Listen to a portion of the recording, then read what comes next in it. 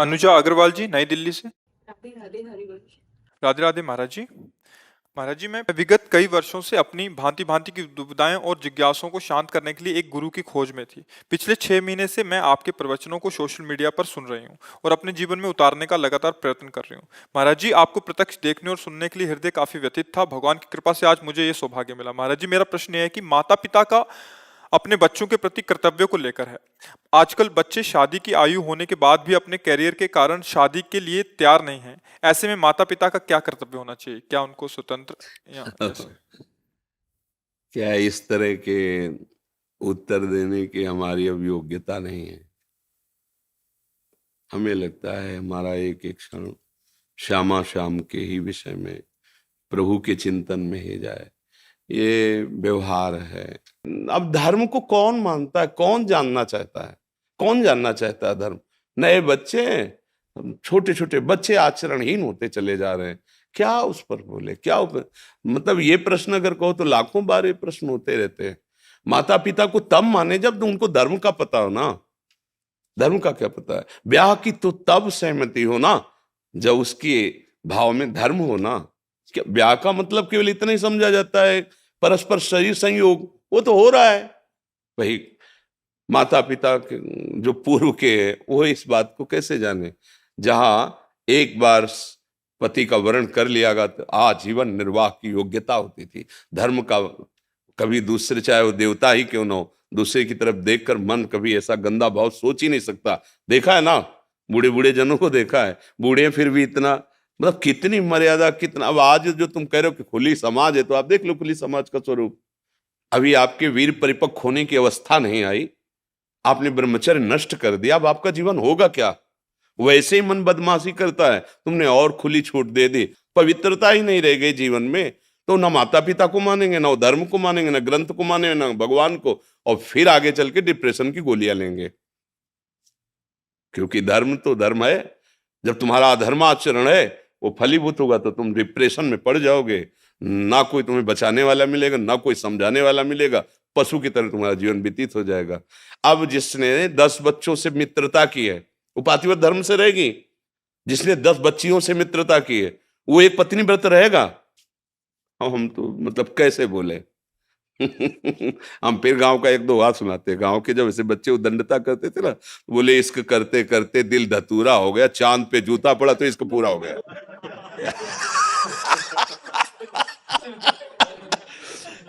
कैसे इसको अब कैसे समझ में आवे, कैसे समझ? अब आज इस पर हम क्या बोले? मतलब इसकी दशा आप देखो ना, आप देखो, आप समाज में हो, आप बोलो है ना दशा ऐसी?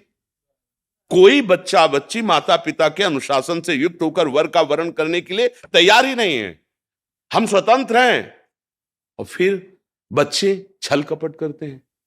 क्या माता पिता तुम्हें, जिन्होंने पाला पोषा है, वो तुम्हें सुंदर वर या सुंदर कन्या नहीं दिला देंगे? और उनकी थोड़ी सहमति लो, उनका भी तुम्हारे जीवन पे अधिकार है। पर नहीं आएगा, नई बात मानेंगे। कलयुग का प्रभाव है। और जब तक बुद्धि शुद्ध नहीं होती तब तक ये साधु महात्माओं की बातें समझ में नहीं आती। वो बात समझ में आती है जो अभी 2 बात सुना है ना, वो बात समझ में आती है। हाँ, जब पकड़े जाते हैं, जो डंडा चलता तब लगता है कि मम्मी पापा छुड़वा लो, एक बार छुड़वा लो। फिर वही दिखाई देंगे, फिर नहीं दिखाई देंगे बॉयफ्रेंड गर्लफ्रेंड कि छुड़वाने आवे। फिर वही मम्मी पापा, अपनी चाहे जागीर बेचनी पड़े, चाहे जो करना पड़े। तो हमें लगता है कि अपने बच्चों को शुरू से थोड़ी देर बैठा कर मित्रवत उनसे अपनी बातें कहनी चाहिए। ये नहीं सोचना चाहिए कि हमारा पुत्र है हमसे, नहीं नहीं, उनकी गंदी बातों पर, उनके गंदे विचारों पर अपना अंकुश लगाना चाहिए। मित्रवत व्यवहार करना, जैसे बच्चे सयाने हो लेकिन लगे ना, तो ऐसे बैठालना चाहिए। साथ खाओ, थोड़े देर समय दो, खेलो उनके साथ, और उनसे मित्रवत के दो, तुमको छुपाना मत। तुम जो चाहोगे हम है ना तुम्हारे साथ, तुम बताओ, कोई गलत कार्य मत करना। अगर तुम्हें ऐसा कुछ लगे मुझे बताना, मैं आगे खड़ा होऊंगा। तो उनको लगने लगेगा कि मेरे पापा मित्र भी हैं, मैं अपनी बात कोई नहीं छुपाऊंगा अपने पापा, वो समझ जाएगा। अब अपने लोग इतने मस्त रहते हो कि वो देख ही नहीं पाते कि उनका क्या चल रहा है। और जब वो ऐसे फंस जाते हैं तो ना आपसे बता सकते हैं ना समाज से बता, तो उनको रास्ता नजर नहीं आता, फिर वो मानसिकता में परेशान हो जाते हैं। तो ये ब्याह आदि की बातें तो तब समझ में आए जब धर्म की बात, और उसे कहा जाता है आज की नई समाज। जीवन को नष्ट कर देना। प्यार एक से करके देखो, माता पिता की सहमति से करके देखो, उसी में भगवान की कृपा नजर आएगी, उसी में भगवान नजर आने लगेंगे। ये बेविचार से भगवान थोड़ी नहीं नजर आते हैं आज इससे कल। ये तो मनोरंजन है मन का, और इस मनोरंजन से तुम्हें नरक की प्राप्ति होगी, दुर्गति होगी, बुद्धि भ्रष्ट हो जाएगी, ऐसी जगह फंसाएगी जहां से निकल ही नहीं पाओगे। देखना, खुद देखो, आप देखो ना क्या हो रहा है समाज में। पर ये विषय में लगता है कि जैसे बोले हैं तो मन मलिन वाली बातें, राधा राधा राधा, कोई भगवत चर्चा, भगवत प्राप्ति की बात तो अच्छा, ये तो समाज में चल ही रहा है सर। लया समाज है। हमारी प्रार्थना यही कि इन किन प्रकार हमारी बातें सुने, किसी तरह वो ये समझे कि शराब पीना, व्यभिचार करना, मांस खाना, माता पिता की आज्ञा का उल्लंघन करना, ये तुम्हारे जीवन को, जिसे तुम उन्नति समझ रहे हो, ये पतन के मार्ग में ले जा रहा है। अब सच्ची कहते हैं, अब भले वो राक्षसी प्रवृत्ति को कोई ऐसे ऐसे कलयुग का प्रभाव नहीं, कोई भी माता पिता जरूरत पड़े तो दिल काट के रख दे बच्चे के लिए। ऐसा ऐसा देखा गया है कि वो गरीब है, कर्जा लेकर के भी अपने बच्चे को पढ़ा रहा है, मेहनत कर, और वही बच्चे जब पढ़ लिख जाते हैं तो उनकी उनकी अवहेलना करते हैं। क्या पढ़ाई, पढ़ाई तो विनय दिख, विद्या विनयम ददाति। अगर विद्या जागृत तो विनय नम, कम से कम उस माता पिता से अपना तो हृदय भाव रखना चाहिए बच्चों को। और ऐसी जगह फंस जाते हैं कि तो कैसे कैसे समझाए उनको, कैसे विश्वास दे कि तुम्हारे माता पिता तुम्हारे भगवान हैं यार, तुम्हारा परम मंगल करेंगे, वो कभी अहित नहीं कर सके। वो राक्षसों की बात अलग है, कुछ ऐसे राक्षस स्वभाव के होते हैं, जैसे राक्षस ये अपने बच्चों के साथ दुर्व्यवहार करना, या वो राक्षस है, उनके हम बात नहीं। मनुष्यता में, अरे पशु भी अपने बच्चों से प्यार करता है, फिर मनुष्य अपने बच्चे का अहित कैसे चाह सकता है। पर ये बच्चे नहीं समझते हैं, वो समझते हैं कि पुराने जमाने के इनके विचार हैं, अब तो नया जमाना है, नए। अब उस नए जमाने में या पुराने जमाने में धर्म तो एक ही है ना। अगर आप अधर्म करोगे तो उसका दंड तो मिलेगा ही ना, मिलेगा, आज नहीं तो कल मिलेगा। तो हमें लगता है आप सब लोग अपने परिवार को, कम से कम बच्चों को तो इतना तो समझाओ कि गलत क्या है, सही क्या है। देखो बच्चे नहीं समझते, नहीं समझते, वास्तविक नहीं समझते। कम से कम 20 वर्ष 25 वर्ष तक ब्रह्मचर्य रहा, फिर ब्याह किया तो सुंदर पुष्ट संतानें उत्पन्न हुई, फिर उसको वो ब्रह्मचर्य का अभ्यास पूर्व है, फिर संयम में आ गया, भगवत प्राप्ति कर ली, जीवन धन्य हो गया। बारोट बड़ोबा जी, राधे राधे महाराज जी, आपके चरणों में कोटि कोटि प्रणाम। महाराज जी, मेरा सवाल है कि माता पिता और गुरु जी की तुलना में किसका दर्जा ऊपर होना चाहिए? माता पिता या किसी संबंध के कारण गुरु का चयन करा दें उनका? गुरु का जो वर्ण होता है वो परमार्थ के लिए होता है। माता पिता का जो आदेश पालन, सेवा शुश्रा, ये व्यवहार को लेकर है। माता पिता के अंदर जो तत्व है वही गुरु के हृदय में है, वही शिष्य के हृदय में है, वही पुत्र के हृदय में है। इसी बात को समझने के लिए गुरु का आश्रय लिया जाता है। जो सर्वत्र व्याप्त परमात्म तत्व है उसकी अनुभूति के लिए गुरु का आश्रय लिया जाता है। माता पिता का सेवन करना धर्म है, लेकिन गुरु का सेवन करना परम धर्म है। धर्मम भजस्व सततम, सतत धर्म का ही सेवन करना चाहिए। पर त्यज लोक धर्मान, लोक धर्मों का त्याग करके कैसे होगा? सेवन सदा साधु पुरुषान जहि काम तृष्णाम। सदा साधु पुरुष जो भगवत भाव को प्राप्त होकर के द्वंद्वातीत स्थिति में है, उन महापुरुषों का सेवन करो। जहि काम तृष्णाम, कामना और भोगे हुए विषयों के भोगने की पुनः इच्छा का नाम तृष्णा। कामना और तृष्णा का त्याग करके भगवत प्रेमी महात्माओं का संग करो तो लोक धर्म का त्याग होकर के भागवत धर्म, प्रेम धर्म में तुम्हारी स्थिति हो जाएगी। त्यज लोक धर्मान सेवन सदा साधु पुरुषन जय काम तृष्णाम। अन्यस्य दोष गुण चिंतन माशु मुक्त्वा सेवा कथा रसमहो नितराम पिबत्वम। ये भगवत प्राप्ति का पूर्ण श्लोक है। दूसरे के गुण दोषों का चिंतन करना त्याग दे। पहली श्रेणी में उपासक तो ये समझे कि जड़ चेतन गुण दोष में विश्व की न करतार, संत हंस गुण गाय पे परिहरिवार विकार। जैसे जल और दूध एक जगह मिला के रख दो तो हंस केवल दूध ले लेगा, जल छोड़ देगा। ऐसे हंस स्वभाव का उपासक इस संसार को देखे कि गुण और दोष दोनों से मिला हुआ है। जैसे पानी और दूध मिला हुआ है, तो वो गुण रूपी दूध ले ले, पानी को छोड़ दे, किसी की निंदा करने की जरूरत नहीं। फिर इसके ऊपर उपासक की एक स्थिति होती है, तात सुनहु मायाकृत गुण और दोष अनेक, गुण या उभय न देखी, देखी सो विवेक। उत्तम उपासक वो है ना जो किसी के गुण देखता है, ना किसी के दोष देखता है, उसमें भगवत भाव रखता है, मेरे प्रभु ही त्रिगुणात्मिका माया को स्वीकार करके लीला कर रहे हैं। तो गुरु का वर्ण होता है परम धर्म की प्राप्ति के लिए, धर्म का त्याग परम धर्म की प्राप्ति के लिए अनिवार्य है। सर्वधर्मान परित्यज्य माम एकम शरणम ब्रज। तो जब हम व्यवहार लीला में हैं तो माता पिता के अनुशासन में, उनकी आज्ञा के अनुसार सेवा करते हुए चलें।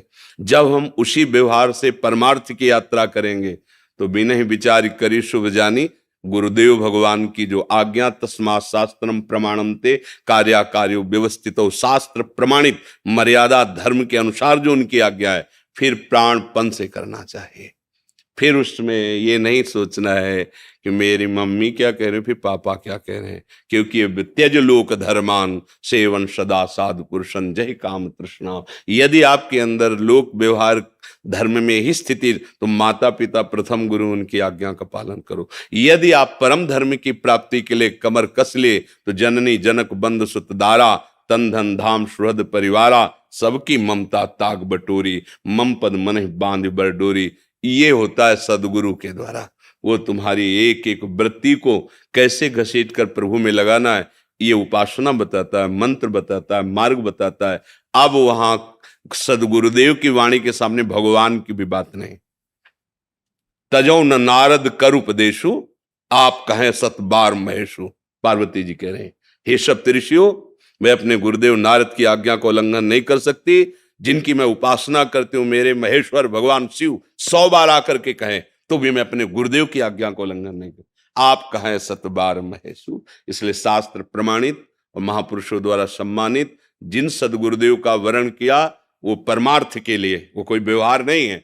उनकी वाणी हमारा जीवन है, उसी की पर हम जीवन बलिदान कर देंगे, सब कुछ हो गया। मातृ ऋण, पितृ ऋण, देव ऋण, ऋषि ऋण, सबसे ऋण हो गया और भगवत प्राप्त महात्मा बन जाएगा। व्यवहार पालन के लिए माता पिता की आज्ञा का अनिवार्य है, पालन करे। परमार्थ में कदम रखने पर, गुरुदेव की शरण होने पर, बस एक बात, मंत्र मूलम गुरु वाक्यम, जो गुरुदेव बोल दें। और गुरुदेव वर्ण ही तभी किए जाते हैं जब परमार्थ की प्राप्ति की बात हो। ये व्यवहार में ऐसा ना कर लेना चाहिए कि मन आया गुरु बना लिया, फिर उनकी आज्ञा मान रहे, ना भजन करें, मनमानी, आज दुर्गति हो जाएगी। ऐसे तो सुधरने के चांस हैं, लेकिन गुरु बना के पापाचरण करोगे, रजिस्टर्ड, उसको भोगना पड़ेगा तुम्हें। इसलिए सावधान, जब गुरु बनाओ तो ये तुम्हारे अंदर आ जानी चाहिए कि अब हमारा जीवन गुरुदेव के वचनों पर, अब जो ही कहें करें हम सोई, आयुष लिए चले निजदासी, मन क्रम वचन त्रिशुद्ध सकल मत, हम श्री हित हरिवंश उपासी। आज इनको बना लिया, काल उनको बना लिया, परसों, ये दुर्गति का मार्ग हो जाएगा। और जबकि गुरुदेव का वर्ण परम सदगति के लिए है। गुरुदेव के मंत्र मूलम गुरु, गुरुदेव के वचन स्वीकार कर लो, सब कुछ बड़ा आश्चर्य में जीवन हो जाएगा जिस दिन वचन स्वीकार कर लोगे। एक गुरुदेव भगवान की सेवा में शिष्य रहते थे, तो गुरुदेव को भगवान से बढ़कर शास्त्रों में भी कहा गया और भाव में भी रहता है कि भगवान तो है ही, हमारी दुर्गति नहीं रुकी। जब वही भगवान गुरुदेव रूप में आए तो अब दुर्गति हो नहीं सकती। इसलिए गुरु साक्षात पर ब्रह्म, या मोते ही अधिक गुरु ही जी जानी, भगवान ने आज्ञा करी। वो ऐसी सेवा में तत्पर रहते थे। संतों के प्रति वैसा भाव नहीं था जैसा गुरुदेव चाहते थे। तो एक दिन उनका बेटा, कहाँ जा रहे हो? तो उनका भिक्षावृत्ति के लिए जा रहे हैं। पहले होता था कि 10-5 गांव में जाके अन्न मांग के ले आए, 2-4-6 महीने उसी से भरण पोषण, फिर मांग के ले आए। तो कुटिया आश्रम होती थी, आए हुए अतिथियों की सेवा भी बनती थी। तो भिक्षान्न लेने के लिए जा रहे। उनका फिर लौट के आओ, हम तुमको एक बात बताना चाहते हैं। उनका गुरुदेव जैसी आ गया। 10 दिन तो लगे ही, कई गांवों में जा जा करके अन्न एकत्रित करना, लान। जब लाए तो देखा भीड़ लगी थी। तो उनका भीड़ कैसी आश्रम में? उनका आपके गुरुदेव पधार गए। उनका ऐसा हो ही नहीं सकता। उनका तो लौट के आओगे, हम बात बताएंगे, ऐसे कैसे जा सकते? अरे बोले वो उनका विमान सजाया जा रहा है। तो नजदीक गए, भिक्षान्न रखा, साष्टांग प्रणाम किया और कहा, गुरुदेव आपने कहा था लौट के आएंगे, बताएंगे, आपके वचन कभी मिथ्या नहीं हो सकते, आप सत्य स्वरूप हैं, आप बताइए क्या कहना। उठ के बैठ गए, भक्तमाल में है चरित्र। उठ के बैठ गए और कहा, बेटा हम कहना चाहते थे कि जैसी तुम गुरुदेव में बुद्धि रखते हो ऐसे ही सवै संत गुरुदेव हैं, व्यासे या प्रतीत, सब संतों में ऐसी भावना रखो। तो बोले, गुरु जी फिर इसका प्रमाण तो आप ही दे सकते हैं, 1 वर्ष रुकिए और 1 वर्ष में संतों की सेवा करता हूं, और आपको जब ऐसा लगे कि हाँ आपकी आज्ञा का पालन करने की सामर्थ्य आ गई, तो आप चाहे अंतर्ध्यान हो जाए चाहे विराजमान रहे, पर 1 वर्ष आपको देखना हो। 1 वर्ष तक गुरुदेव विराजमान रहे। सत्य में बहुत अपने गुरुदेव पर ब्रह्म भाव कर पाना ये बहुत कठिन बात। हम एक पाषाण पर, पाषाण विग्रह पर, काष्ठ विग्रह पर या छवि पर भगवत भाव कर सकते हैं, लेकिन गुरुदेव पर नहीं, क्योंकि ये छवि आपको आदेश नहीं करेगी कि तुम इस समय धर्म विहीन आचरण कर रहे हो, लेकिन गुरुदेव तुम्हारे ऊपर शासन करेंगे। आज के बाद अगर कभी ऐसा सोचा भी तो फिर समझ अब ये गुरुदेव की, अब वो समझता है गुरुदेव ने अपमान कर दिया हमारा। अगर मान सम्मान गुरुदेव की डांट पर आप जोड़ोगे तो आपने गुरु माना ही नहीं, उनको एक व्यक्ति माना। जैसे माता पिता का थप्पड़ अपमान नहीं होता, उनका प्यार होता है, कहीं ना कहीं वो मुझे सुधारने के लिए बोल रहे हैं। ऐसे ही गुरु हमारे परमार्थ का सृजन करने के लिए हमें डांट सकते हैं, हमें सभा में खड़ा करके वो हमको ऐसा, जिसे अपमान शब्द कहा जाता है, वो ऐसा कर सकते हैं। तो हमारा तन मन प्राण उनको समर्पित मेरा अधिकार ही नहीं है। वो डांटे तो, दुलार करे तो, जो ऐसी भावना से गुरु में समर्पित होता है वही ऊंचाई पर चढ़ता है। श्री स्वामी नारदानंद सरस्वती जी नैमिषारण्य के थे, बहुत ब्रह्मज्ञानी महापुरुष, बड़े पहुंचे हुए, जो भूमिकाओं में ज्ञान की है। उनके एक शिष्य थे विवेकानंद जी, उनका नाम था। सत्संग चल रहा था, 10,000 लोग वचनामृत का पान कर रहे थे, तो देखा वो नवीन कपड़े पहनकर आए, तो देखा, तो नजदीक आए, प्रणाम किया और बैठ गए। कथा रोक दी और एक शिष्य को बुलाया, गौशाला का गोबर गीला कर दो, और कहा जाओ भाई विवेकानंद, एक डलिया में लकड़ी की गोबर भर करके यहाँ खड़े हो जाओ आके। अब वहां आज्ञा उल्लंघन तो हो ही नहीं सकती। अब वो सब गोबर टपक रहा है ऐसे। जितनी देर सत्संग हुआ तितनी देर खड़े रखा, फिर दृष्टि डाली, कोई रोष नहीं, कोई शोक नहीं, वही प्रसन्नता। उनके बाद वही वहां के अधिकारी बने, नैमिषारण्य के श्री नारदानंद सरस्वती जी। शिष्य तभी अधिकारी होता है जब देह भाव उनके चरणों में समर्पित हो जाए, अंतःकरण की एक एक वृत्ति उनकी आज्ञा में हो जाए, स्वभाव बन जाए गुरु की आज्ञा का पालन करना। ये तीन ही शरीर बांधे हुए हैं, स्थूल सूक्ष्म कारण। अगर स्वभाव सहित गुरुदेव को समर्पित, तो ब्रह्म रूप था, ब्रह्म रूप है, ब्रह्म रूप रहेगा, ऐसा अनुभव हो जाएगा। उससे कोई नई चीज थोड़ी हुई है। और यही अनुभव करने के लिए गुरु का वर्ण किया जाता है। माता पिता लोक व्यवहार धर्म में है, जो परम धर्म है, उसमें यदि वो हमें भजन का आदेश करते हैं और हमारी बुद्धि भगवत बुद्धि हो जाए, तो उससे भगवत प्राप्ति हो जाएगी। अगर वो उनका आदेश व्यवहार परक है और भगवत भाव विरोधी है, तो तजो पिता प्रहलाद, विभीषण बंधु, भरत महतारी, गुरुबल तजो, कंत ब्रज बनितन भे मुद मंगलकारी। जाते होए स्नेह राम पद, ये तो मतो हमारो। जिससे भगवान से प्रेम हो जाए, ये जीवन भगवत स्वरूप हो जाए, वही कार्य करने के लिए भेजे गए हैं। और वो माता से हो जाए, पिता से हो जाए, गुरु से हो जाए, जिसके संग से। और जाके संग कुमति मति उपजय करत भजन में भंग, तो फिर तजो मन हरि विमुखन को। फिर वो कोई हमारा संबंधी नहीं है। इस जन्म में घाटा नहीं लेना हमें, इस जन्म में हमें परम धनी होना है। नाम जप करते हुए गुरुदेव के आदेश अनुसार परम तत्व में जो हमारा स्वरूप है उसमें स्थित होना है। अब हमें व्यवहार की सत्ता नहीं रखनी। अगर ऐसे चलोगे तो अभी अवसर निकल जाओगे, नहीं आगे कलिकाल और ऐसे जाल फैला देगा, सोच भी नहीं पाओगे कि भागवत धर्म क्या है, भगवत मार्ग क्या है। केवल बातें रह जाएंगी, आचरण नहीं। भगवत प्राप्ति बातों से नहीं होती। हाँ, सत्संग सुना, उसका मनन किया और उसको आचरण में उतारा। अगर मनन नहीं तो पूरा सत्संग अधूरा, वो विशेष लाभदायक नहीं। वो भागवत में आता है ना, गोकर्ण जी जो भागवत सुनाए तो धुंधुकारी जी के लिए विमान आया और सबके लिए विमान नहीं आया। तो वही क्यों विमान नहीं लाए? बोले इसने मनन किया है। हमने मनन नहीं किया, सुना तो सबने, मनन नहीं। इसलिए सब मनन करो, अगली बार सबको विमान में है बैठकर मनन। जो हम बातें गुरुजनों की सुने, मनन, और मनन का फल है वैसे ही आचरण में स्थित हो जाए। जो सत्संग में सुना, मनन किया, तभी लाभ मिलेगा जी। दीपक तिवारी जी फरीदाबाद से।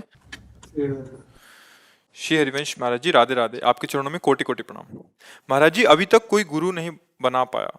जितना संत महात्माओं को सुना है और समझा है, उससे इतना समझ आया कि जब क्षमता हो जाएगी तब गुरु जी अपने आप मिल जाएंगे। परंतु अभी तक जितना समझ आता है, संत जनों की सत्संग सुनने के बाद प्रयास करते हैं, परंतु जब कुछ प्रश्न आते हैं मन में तो उसका जवाब नहीं मिल पाता, तो समझ नहीं आता कि सही रास्ते पर हूं भी या नहीं। एक सबसे बड़ा डर ये है ऐसा कि देखो, सत्संग यदि सुनते हो तो मुझे लगता है किसी भी प्रश्न का ऐसा कोई स्वरूप नहीं जिसका उत्तर संतों की वाणी में ना हो।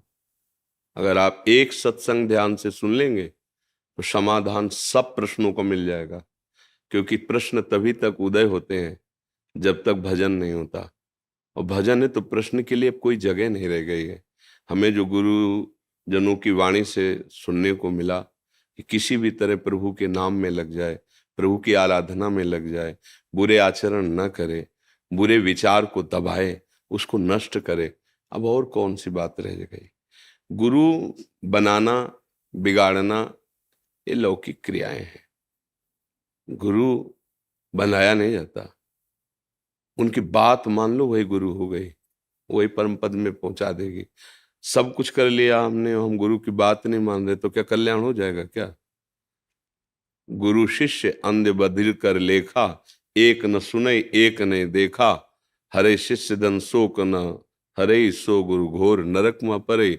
और गुरु आज्ञा को उल्लंघन करने वाला गुरु द्रोही शिष्य त्रिकाल में कभी सुखी नहीं हो सकता। तो दोनों जगह बात पाई जाती है कि जो प्रभु की वाक्य है, आचार्यों के वचन है, गुरुजनों की वाणी, वो मान लेना ही गुरु मानना है। गुरु बनाना कोई एक क्रिया नहीं है, क्रिया करने से कोई गुरु बन नहीं जाता है। गुरु के वचनों को मानना ही गुरु महिमा को स्वीकार करना है। वचन ना माने तो हजारों लोग कंठी बंधा लेते हैं, तिलक ले करके मनमानी गंदे आचरण करते हैं। गुरु उनके आचरणों को देख करके दुखी होते हैं, जलते हैं कि देखो तुमने इसलिए गुरु मंत्र लिया था, पर वो सुधरने की चेष्टा ही नहीं करते, उनकी बात ही नहीं मानते। तो क्या वो गुरु शिष्य हैं? क्या ये संबंध ठीक है? नहीं ठीक है। आपने एक बात सुनी गुरु की और उस पर चल दिए तो आप कंठी बंधवाओ या ना बंधवाओ, जिस संत की वाक्य सुनी वो गुरु वाक्य ही तो है, चल दिया, आप भगवत प्राप्त हो जाओगे। आगे आवश्यकता होगी वो खुद आके स्वीकार कर लेंगे, आपको ढूंढने की जरूरत नहीं पड़ेगी, बात माननी पड़ेगी। श्रवण सुजस सुनियायऊ, भगवान का यश सुन करके ही शरणागति का भाव प्रकट होता है। भगवान का यश किसी भगवत प्रेमी महात्मा के ही मुख से निकलता है। तो अगर किसी भी संत के वचन सुने तो गुरु नहीं और कौन है? हम उसकी बात मान ले, हमारा परमार्थ की यात्रा शुरू हो जाएगी। फिर प्रगट में आके जो उनको लीला करनी हो खुद स्वीकार कर लेंगे। हमारा कार्य है आज्ञा पे रहना, और सबसे बड़े गुरु हृदय में बैठे हैं। आप उनकी आज्ञा पालन कीजिए। वो कहते हैं ये नहीं करना चाहिए, आप मानते हैं, वही कर बैठते हैं जो मन कहता है। अंदर से प्रेरणा आती गलत है, नहीं करना चाहिए, इसका दंड मिलेगा, पर आप मानते हैं? नहीं मानते, तो बाहरी गुरु बना करके भी क्या मान लेंगे। ऐसे ही है, लाखों लोग शिष्य बन जाते हैं। गुरु बनाना बहुत सरल है, लेकिन गुरु की मानना यही खास बात है। गुरु मानने वाले तो हजारों मिल जाएंगे, लेकिन गुरु की मानने वाला कोई बिरला ही होता है, और वो बिरला भगवत प्राप्ति निश्चित कर लेता है। गुरु की कहाँ मानते हैं, बिल्कुल। फिर वो केवल एक व्यवहार हो जाता है कि ये गुरुदेव हैं, वो शिष्य हैं, कुछ उसमें रंग नहीं आता पक्का। मुझे यही प्रार्थना है आपसे करनी कि कौन सी बात है ऐसी जो आप जानते ना हो। क्या आज तक नहीं जाना कि भगवान का नाम सत्य है? सच्ची बताना। महाराज यही एक्चुअली यही प्रश्न था थोड़ा, जो मुर्दा लेके कभी गए हो? हाँ, बोलना सुना है वहां जो मुर्दे के साथ बोला जाता है, राम नाम सत्य, नहीं सुना है? क्या इस पर विचार नहीं किया? अरे और उपदेश तो जाने दो। मुर्दा लेके जब जाते हैं तो क्या बोलते हैं? बोलते हैं ना, राम नाम सत्य है, गोविंद नाम सत्य है, यहाँ ब्रज में गोपाल नाम सत्य है, गोविंद नाम सत्य। नहीं समझ में आ रहा क्या कह रहे हैं? वो झूठ थोड़ी बोल रहे हैं। अंतिम यात्रा यही होती है, राम नाम सत्य। अगर जिंदगी में उतार लो कि भगवान का नाम सत्य है, तो तुम सत्य स्वरूप में स्थित हो जाओगे। भगवान का नाम सत्य नारायण है ना, सत्य में स्थित हो जाओगे। अब मानना है नहीं कोई बात, कह रहे हैं राम नाम सत्य, उसको फूंक के आ रहे हैं, और ये दिमाग काम नहीं कर रहा कि एक क्षण में इस शरीर की भी यही दशा होगी, हमको भी जाना है। और कहा जा रहा है राम नाम सत्य है, तो मैं सत्य को स्वीकार कर लूं, फिर आके संसार के कार्य में लग गए। वो भूल गए जो दृश्य देख के आए थे कि यार ये शरीर जिसको इतना प्यार किया कि सब छूट गया, और उसको जला के आ रहे हैं, तो उसी में उच्चारण करते हैं राम नाम सत्य। पकड़ सत्य को, अभी कल्याण हो जाएगा। आपकी बहन को कोई गंदी दृष्टि से देखे, आपको कैसा लगेगा? आप किसी के बहन को फिर गंदी दृष्टि से मत देखिए। हर चीज आत्मना प्रतिकूलानि परेशान न समाचरे। किसी को उपदेश ज्यादा लेने की जरूरत नहीं, मानने की जरूरत है। आपके अंदर क्या ऐसी बात नहीं आती? आपके साथ कोई कठोर व्यवहार, अधर्माचरण, पाप छल करे, आपको कैसा लगेगा? तो आप ऐसा व्यवहार दूसरे से मत करो। पर ऐसा नहीं है, ज्यादा कुछ समझने की जरूरत नहीं, जितना समझ गए उतना चल दो, तो आगे का रास्ता प्रकाशित हो जाएगा। पर हम लोग जानते बहुत है। अगर आपसे हाथ जोड़कर पूछ ले कोई एकांत में कि आप बता सकते हो कल्याण कैसे होगा, तो टेप रख दो, आप वो प्रवचन करो कि उसका कल्याण हो जाए, बिल्कुल पक्का, ऐसा आपको ज्ञान है। कोई भी ऐसा है, हम गांव में देखा है, बोले भैया 4 दिन की जिंदगी है, पर उल्टा मौज ले लो, मरना तो है ही है। ये ज्ञान है, पता 4 दिन की जिंदगी, कुछ साथ नहीं जाएगा, मौज ले तो कौन सी मस्ती लो? भगवदानंद की मस्ती, विषयान तमाकू और गांजा की। अरे विषयानंद तो छूट जाएगा भैया, इसका अस्तित्व ही नहीं है। ये तो केवल भ्रमात्मक अपने समय को नष्ट करने के लिए माया ने पीछे लगाया है। भगवदानंद 4 दिन की जिंदगी, सबको पता है मरना है। और सत्य क्या है? मानो या ना मानो, तुम कहीं ना कहीं मानते हो नहीं, सबके शरीर में उस सत्य का प्रकाश जब अंतर्हित हो जाता है, तो उन शरीरों को जला देते हो, चाहे प्यारी पत्नी हो, चाहे प्यारी पति, चाहे पुत्र हो, चाहे माता हो, कोई भी हो। इसका मतलब तुम सत्य से प्यार कर रहे थे जो सबके हृदय में विराजमान है, पर मानते नहीं हो। जान रहे हो, मान लो, उतार लो, तो महात्मा बन जाओ। एक शब्द केवल गोस्वामी जी की पत्नी ने बोला था कि जितना इस चाम पे तुम प्यार करते हो, उतना राम से करते तो महान बन जाते। दूसरे उपदेश की जरूरत नहीं बनी। वहीं से कदम पीछे किए, राममय हो गए, ब्रह्म स्वरूप हो गए। उनकी वाणी पढ़ के देखो, ज्ञान, वैराग्य, भक्ति सब समाई हुई है। बिल्व मंगल जी चिंतामणि वैश्या में आसक्त थे, बस एक बार का तिरस्कार भगवान से मिला दिया। हेट, अब अर्थ नहीं तेरा, निकल। अरे संसार ऐसा स्वार्थी, जिसके लिए सब कुछ दे दिया, वो अब अर्थ ना होने का पहला प्रणाम जब भगवत साक्षात्कार हुआ तो चिंतामणि जी को किया है कि गुरु स्वरूप यदि आप हमारा तिरस्कार न करती, तो ये कृष्ण मार्ग न खुलता, ये भगवत मार्ग न खुलता। भैया सबको ज्ञान है, बोलो आपको ज्ञान है कि नहीं? सच्ची बताओ। अगर आपसे हाथ जोड़ के पूछे कि भैया कल्याण हमारा कैसे होगा, तो आप बता सकते हो, पूरा प्रवचन दे सकते हो, पक्की बात, पूरा प्रवचन दे। देखो बात तो यही सही है, संसार झूठा है, भगवान सत्य है, ये सब कोई हम देखा है गांव में बोलते हुए। तो इसलिए भाई ज्यादा प्रश्न उत्तर की जरूरत नहीं, ज्यादा आचरण में उतारने की जरूरत है, बात मानने की जरूरत है। आप बात मान लो, जो हमारे संतों ने कहा है, शास्त्रों ने कहा है, उसी से कल्याण होगा। आप गुरु बना भी लिए, बात नहीं मान रहे, तो और दुर्गति में फंसोगे। क्योंकि पहले तो चांस था गुरु शरण में जाकर दैन्यता पूर्वक अहंकार का समर्पण करके निष्पाप होने का। अब तो गुरु बना करके उनकी आज्ञा को उल्लंघन करके बहुत बड़ा अपराध हो रहा है। वो ऐसे ही पाप हो रहे हैं, गुरुद्रोह और कर रहे हो। आज्ञा उल्लंघन गुरुद्रोह है। वैष्णव द्रोह तुम्हें जीने नहीं देगा, फिर गुरुद्रोह वो तो तुम्हारी बुद्धि को भ्रष्ट ही कर देगा। तो इसलिए हम कहते हैं जल्दी किसी को गुरु मत बनाओ, उनकी बात मान लो। और जब रंग आ जाएगा ना, फिर वो अपने आप वही आ जाते हैं गुरु बन करके, दूसरा कोई नहीं। वही गुरु है, सबके गुरु भगवान ही है। वही कोई रूप रख के आ जाए, कहीं से भी वो संभाल लें, ये उनका खेल है। पर हमें बात माना, बात नहीं माना तो हमें सब नाटक सा लगता है। बात ना माने तो सब नाटक सा लगता है, फिर कुछ लाभ नहीं मिलता। बोले 20 साल से गुरु बनाए हो गए, परिवर्तन इतना नहीं। अरे उसी क्षण से तुम्हारा परिवर्तन प्रारंभ हो जाएगा। बात तो मान लो गुरु जी की। देखो ये तो भागवतिक बात है, धनुर्विद्या में भाव काम नहीं करता, उसमें प्रगट में शिक्षा चाहिए। लेकिन वो बनवासी एकलव्य ने द्रोणाचार्य जी ने कहा हम शिष्य नहीं बनाएंगे, और उसने मान लिया द्रोणाचार्य को गुरु। तो देखो धनुर्विद्या का प्रकांड पंडित हो गया। अर्जुन जी उसके सामने नहीं थे। अर्जुन ने खुद स्वीकार किया, कुत्ता भौंकने के लिए मुंह फैलाया, इतनी शीघ्रता से बाणों से भर दिया, कहीं खून नहीं। तो उनका ऐसा हस्त लाभ हो ये।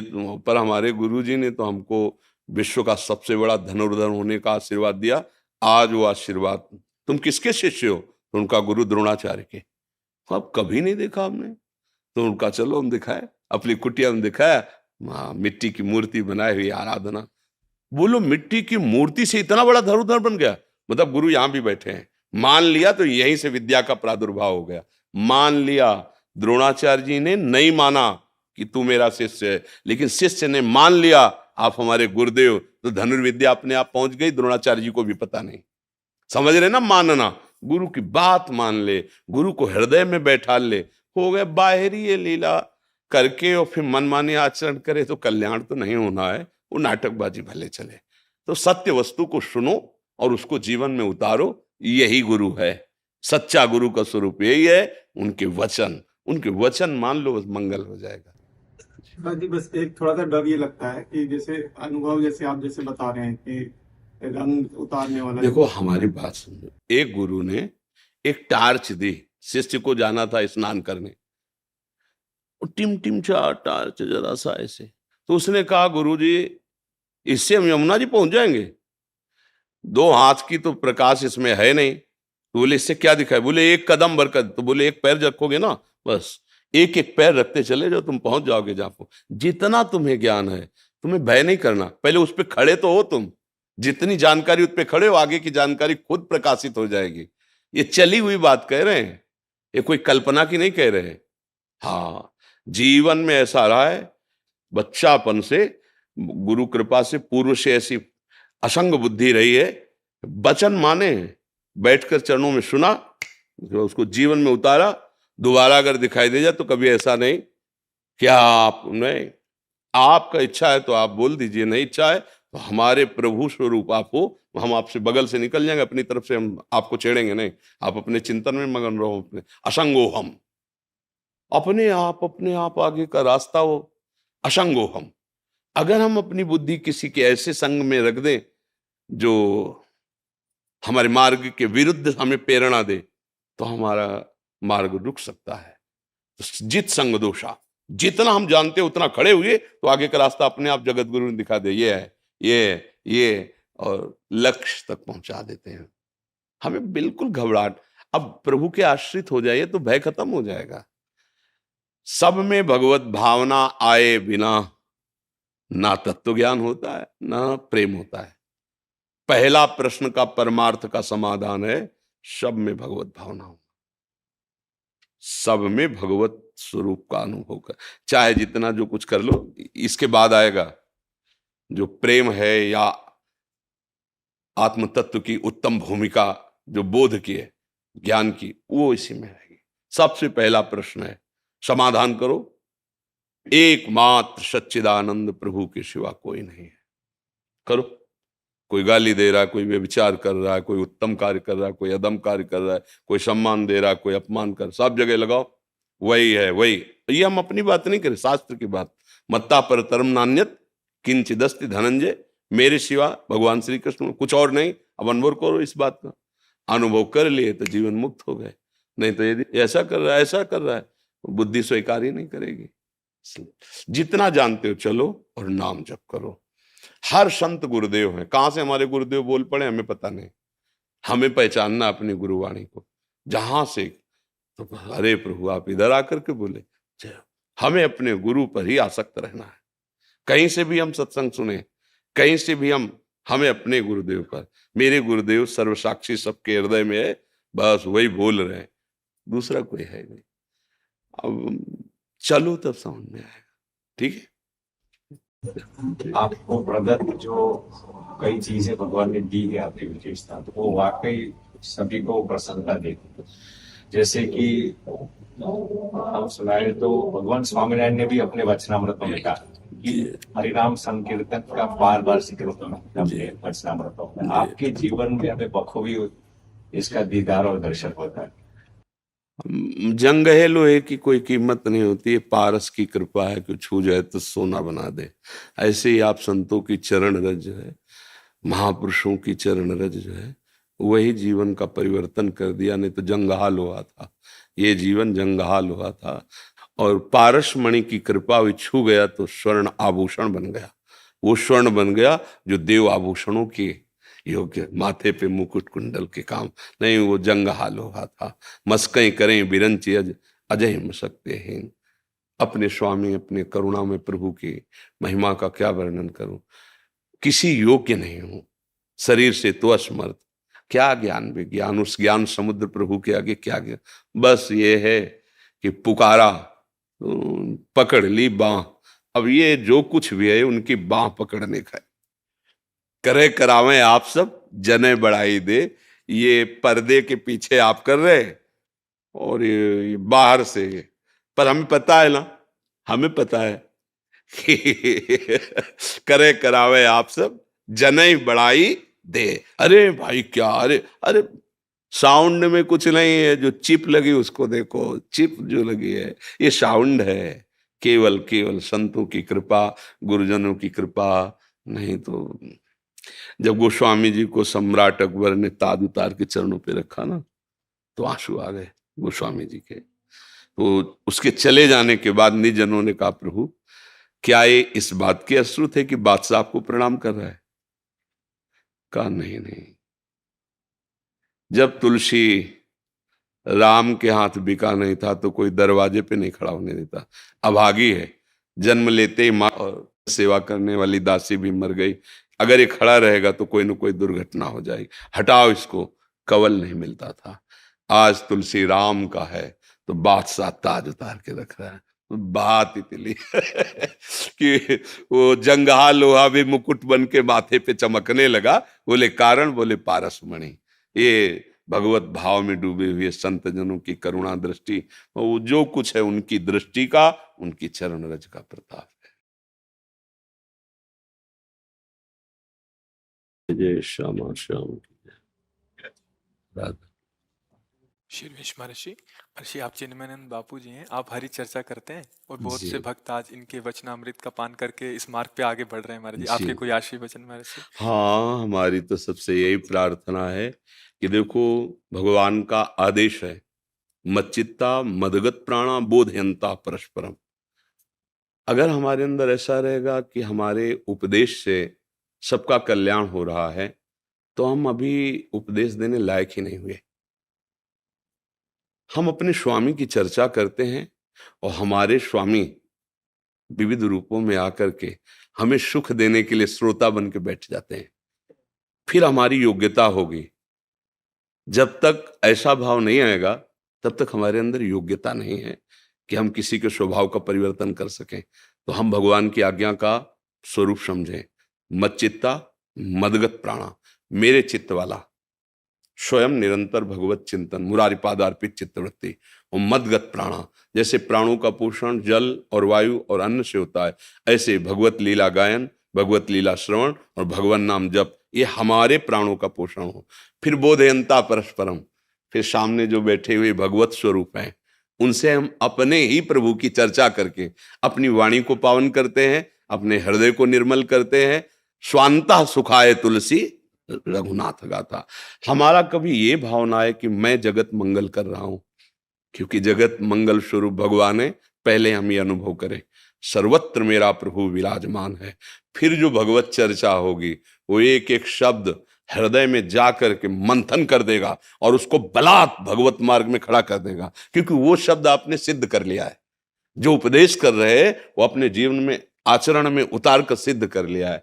हम सबको जो भागवतिक पदों में बैठ करके भगवत चर्चा करते हैं, जिनके हृदय में शास्त्रों के गूढ़ वाक्यों को सरल भाव से सबके श्रवणेंद्रिय में पहुंचे, ऐसी भावना से, और उनकी श्रवणेंद्रिय में पहुंचे, इससे मुझे सुख मिलेगा, मेरी सेवा बन जाएगी कि मैं सब भगवत स्वरूपों को भगवान का यश सुना रहा हूं। ये सावधानी रखनी चाहिए कि कभी भी हमारा मन प्रभु की सेवा किसी भी प्रलोभन में फिसले नहीं। क्योंकि जब हम धर्म के पूज्य पद पर बैठते हैं तो हमारा बहुत सावधानी का विषय बन जाता है कि हमारे द्वारा कोई भी ऐसा आचरण ना प्रस्तुत होने पावे जो हमारे उपदेश के खिलाफ हो। जो हम ही उपदेश करते हैं, उसी उपदेश के यदि खिलाफ हमारा कोई आचरण हो गया तो हमारे उपदेश का रंग नहीं चढ़ पाएगा। मन में जो चल रहा है वही वाणी में, और जो वाणी से निकला है वही आचरण में देख लो। वही अगर तीनों मिल जाएं, मन, वाणी और आचरण, तो उसी महात्मा का नाम है जगत मंगल स्वरूप, तीर्थराज स्वरूप, तीर्थी कुर्वन्त तीर्थादि। वो महात्मा चाहे पैंट शर्ट पहने और चाहे धोती कुर्ता पहन ले, चाहे लाल पीले पहन ले, ये बाहरी वेश है, उद्देश्य वही हो गया जो एक महात्मा का होता है। इसलिए हमें सदैव जीवन भर सावधान रखना है। हम एक सेवक हैं जो अपने स्वामी का यश गान करके स्वामी को सुख पहुंचा रहे हैं।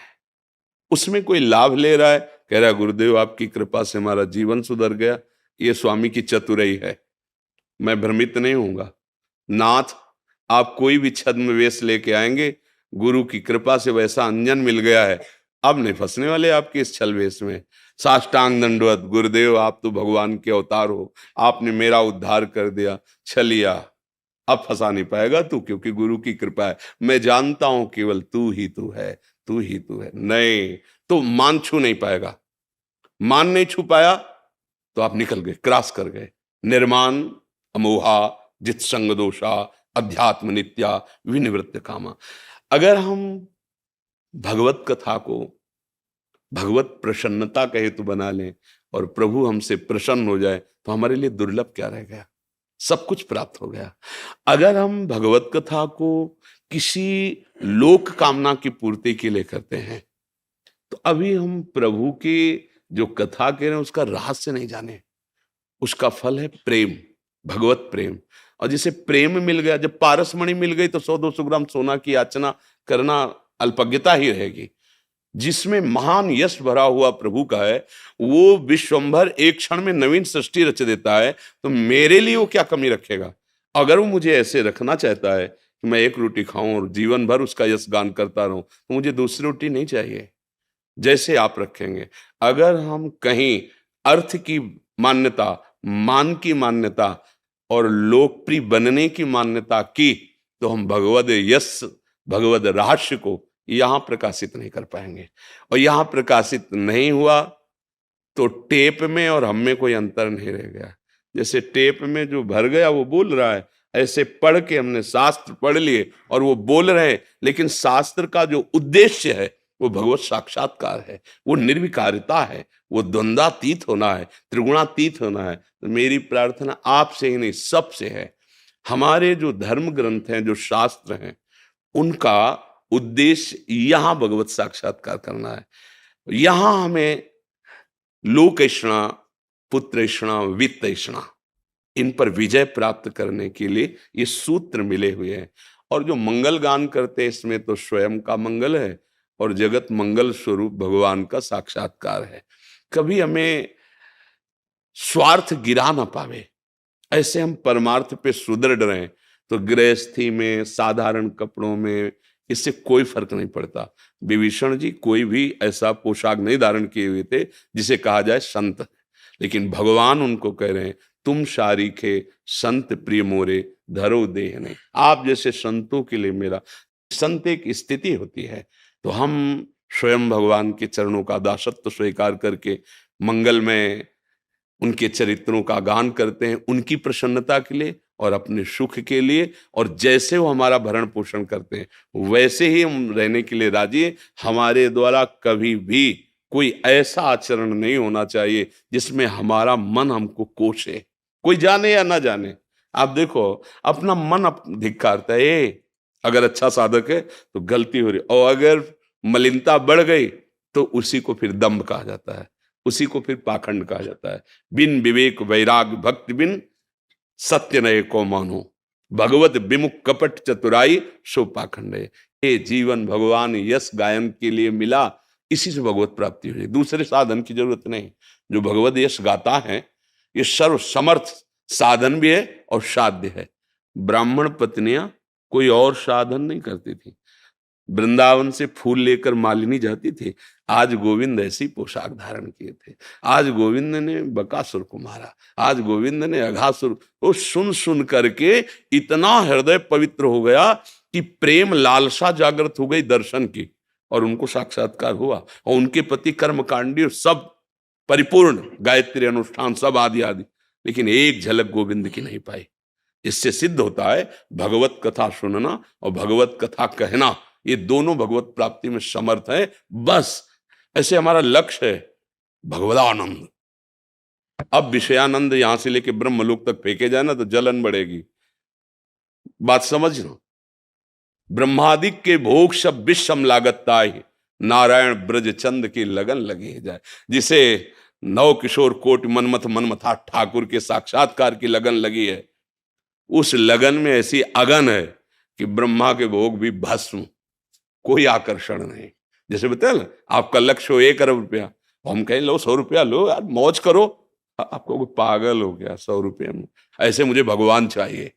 अब जितना माया का आकर्षण है, इसी चाह से वो नष्ट हो जाएगा। कैसे हम राजी हो गए? विषय भोग निद्रा हंसी जगत प्रीति बहु बात, कैसे अच्छा लग रहा है। जिस गोविंद का हम यश गा रहे हैं, उस गोविंद से आंख नहीं मिला पा रहे, ये हमारी हृदय की जलन होनी चाहिए। हम यश गा रहे, यश प्रवाह कर रहे, पर अंदर से तड़प रहे हैं। रुदु सुस्वरम राजन कृष्ण दर्शन लालसा, अगर ये नहीं हुआ फिर बात नहीं बने। हमारे शास्त्रों में वर्णन आया, 4 वेद कंठस्थ हो, 18 पुराण कंठस्थ हो, लेकिन भगवत प्रीति नहीं, निरंतर भजन नहीं, तो परम पद को प्राप्त नहीं हो पाएगा। कुछ नहीं आता, राम हरि कृष्ण राम हरि कृष्ण राम हरि कृष्ण राधा राधा राधा, उसको सब ज्ञान हो जाएगा और भगवत साक्षात्कार हो जाएगा। इसलिए हमने ऐसे महापुरुषों के दर्शन किए हैं जो इसी भागवत कथा भगवत चर्चा के प्रभाव से ऐसी ऊंची स्थिति को पहुंचे कि हम भी ललचाए।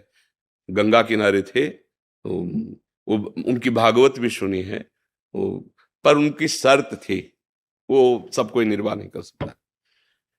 अगर आपने पूछ लिया कितने रुपए लेंगे तो तुम्हारे यहाँ भागवत नहीं करेंगे, ये उनका था। वो भागवत करेंगे, आपको पूछना नहीं। अब आप उसमें फूल चढ़ा दो, रुपया चढ़ा दो, फल चढ़ा दो। उनकी हालत ये हुई कि रात दिन उच्च स्वर से नाम उच्चारण, अशुभ प्रवाह, और एक ही धोती पूरे शरीर में। परिवार ने त्याग दिया, क्योंकि अपने आप बंधन छूटता चला जाता है ना। परिवार ने त्याग दिया, भागवत कथा बंद हो गई, और ऐसे रो के चिल्लाते थे नीलमणि बड़े। तो उस समय नए नए हम संत वेश में 13 वर्ष से बाद, तो एकांत में हम उनके चरण पकड़ के रोते कि क्या कभी ऐसी हमारी स्थिति होगी, क्या कभी ऐसी स्थिति। बस रोना ही रोना। उस समय शोभन सरकार भी विराजमान थे, वो शोभन सरकार के पास भी गए। सरकार 3 दिन अपने पास उनको रखे थे। वाह, कैसी भागवती की स्थिति है। ये हुआ श्री कृष्ण कथा का रंग। रत्नावती जी भक्तों की भूप कही गई, केवल कथा का रंग, कोई साधन नहीं था। दासी चरणों को हा कुंज बिहारी कहे, तू रहती मेरे पास, किस पुरुष का नाम ले रही। उनको ये भी पता नहीं था कुंज बिहारी भगवान का नाम। तो उनका, महारानी आप मत पूछो, फंस जाओगे, हम ही फंसी है, आप रह ले। नहीं बोल के कौन है? तो उनका ठाकुर है वृंदावन के, संतों की कृपा से ऐसा अब जिया नहीं जाता आपसे कहे। अपने सिराने बैठा लिया और कहा, आज से तू मेरी गुरु, तो सुना प्रभु की चर्चा। तो वो वही रह गई और ये महाभाव को प्राप्त हो गई, भक्तों की भूप कही गई। मुंडन करवा के महारानी होकर के संतों के सभा में बैठ गई। माधव सिंह मरवाने का पूरा प्रयत्न किया, कुछ नहीं। ये है कथा का रंग, ये कथा का रंग।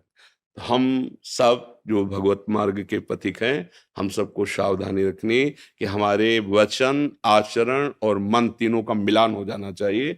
कहीं भूल के ऐसा कभी ना हो कि हमारे आचरण से हमारी कथा पर, हमारे भगवान पर और हमारे भगवान के प्रेमी भक्तों पर कोई अंगुली उठाए कि ऐसे होते हैं, ऐसे होते। कभी नहीं, मर जाना स्वीकार है। हम लोगों को ये सदैव ध्यान रखना है कि हमारे तो हम जैसे हैं अपने प्रभु के हैं, लेकिन हमारे द्वारा कोई ऐसा वचन, कोई ऐसा आचरण जिससे हमारे संतों को, शास्त्र में जो सम्मानित महापुरुष हैं, उनको कोई गालियां दे, ऐसा कभी आचरण नहीं होगा। बस यही हमारी प्रार्थना है कि माया के आकर्षण के द्वारा हमसे ऐसे आचरण कराने की वो बलपूर्वक प्रयोग करेगी शक्ति का, हमें भगवान नाम बल से ऐसे कभी आचरण नहीं करने, जिससे हमारे गुरुजनों को, हमारे संतों को, हमारे शास्त्रों को, हमारे प्रभु को कोई ऐसा करे। कुछ नहीं है, सब ढोंग है, आडंबर है। देखो कहाँ कैसा, ऐसा कभी ना होने पावे। ये जीवन भर हम प्रार्थना करते रहे और आप सबसे यही प्रार्थना करते हैं कि अपना जीवन जैसा है ऐसा है, लेकिन आपके वचन से हजारों प्रभु में लग रहे हैं, क्योंकि आप जा जाकर भगवद यश गा रहे। अगर कहीं हमारे आचरण में कमी हो गई, क्योंकि संतों को, भगवत चर्चा करने वालों को हमारे धर्म पे चलने वाले भगवान के समान मान लेते हैं कि हमें भगवद यश मिला, इनसे हमारा जीवन शुद्ध।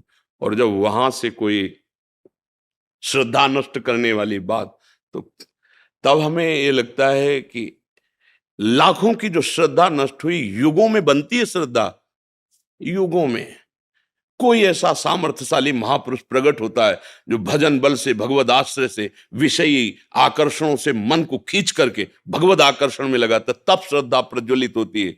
और अगर आचरण हमारे बिगड़ गए तो अब लाखों की श्रद्धा नष्ट हो जाएगी।